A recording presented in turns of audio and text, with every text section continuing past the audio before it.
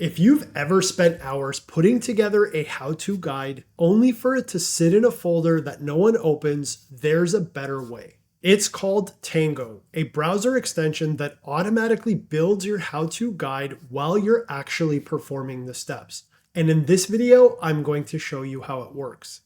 Now, to get started with Tango, you want to head over to tango.ai and sign up for a free account. Once you do that, click this button that says Get the Extension, and then click on Get Extension once more.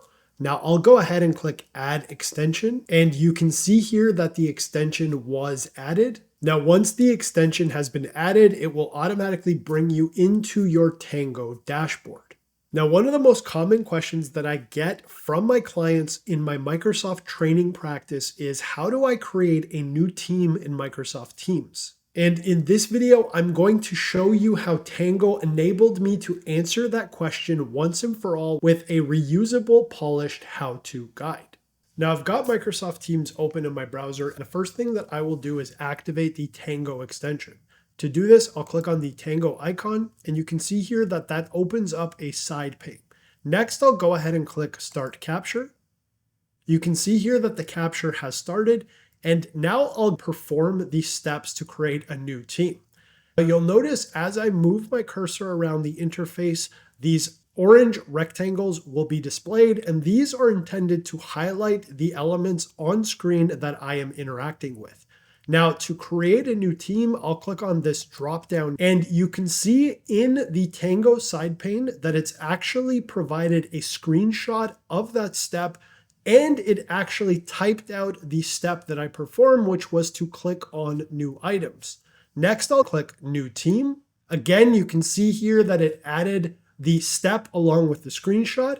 Now, the next step involves entering a team name. So I will type in the name Project Dash, and you can see that Tango was smart enough to enter in the text that says type in the team name. Now I'll do the same thing for my description. You can see here I've entered my description, and again, that step has been added. Now I'll perform the rest of the steps. And last but not least, I'll click Create, and I've effectively completed my how-to guide. Now that I've finished my capture, I will click this check mark here. Now I've been brought into the editor where I can go ahead and make adjustments to my capture. Now, the first thing that is worth pointing out is how Tango handles related steps. You can see here that it actually and automatically groups them logically together. For example, step 1 nests, click on New Items and click on New Teams together, since New Team is a sub-op of the New Items menu. You'll also notice that it collapsed the screenshot into one and automatically added 2 callouts for each of those sub steps. Now I'll scroll down to step number 2, and you can see that it intelligently grouped these 3 sub steps into one. It updated the screenshot, and something that's worth calling out here is that for steps that include typed input, Tango gives you the option to display either the field name or the actual input value. Now, to demonstrate this, I will click on Team Name, and you can see here I can switch this to use the exact text. And if I do, it will actually display the value that I entered when I was creating this guide. Now, I'll switch this back to the field name, as that is more applicable for this scenario. And if you want to make any edits to the steps, you can simply click into the step here. Now I'll update this text to read enter a team name, which is more descriptive of the actual steps that need to be performed in this scenario. I'll go ahead and do the same thing for the description and first channel name. It's also important to note that with respect to the screenshots, you can actually edit them by simply clicking on the edit screenshot button. And this will bring up the screenshot editor where you can add text, annotations, arrows, or any other elements that you would like directly in the browser. You don't have to use any third-party tools, and this makes it really convenient and can save you a bunch of time when you're creating these guides. Now I'll cancel this to discard those changes, as Tango did a great job preparing this particular step's screenshot. Now, once you finish editing your capture, the next step is to share and export it. And within Tango, you have a few different ways that you can do that. Now, I am going to show you what I think is a really awesome feature, and that is the ability to create interactive walkthroughs based on your capture.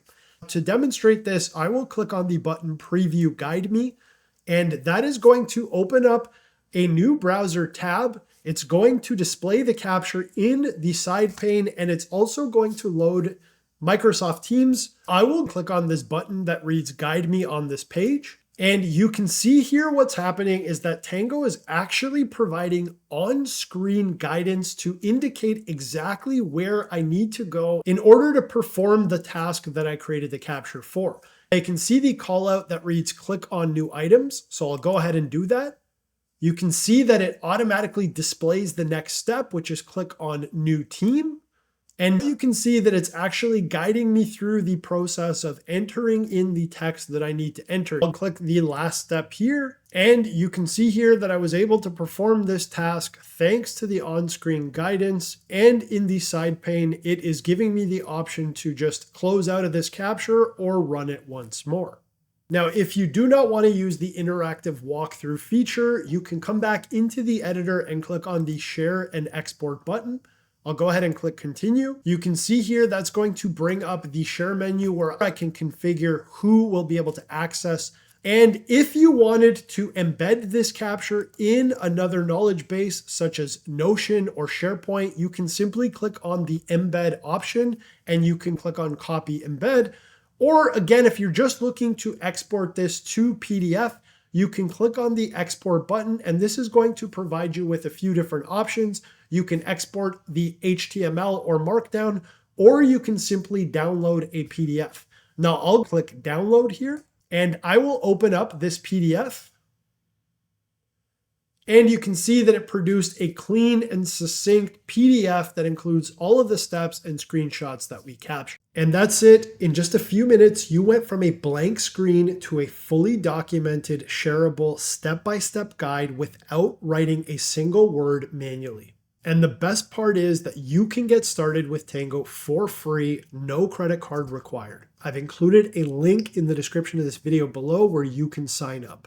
Now, if you found this video helpful, give it a like, drop a comment below, and be sure to subscribe so that you don't miss out on any of my new content.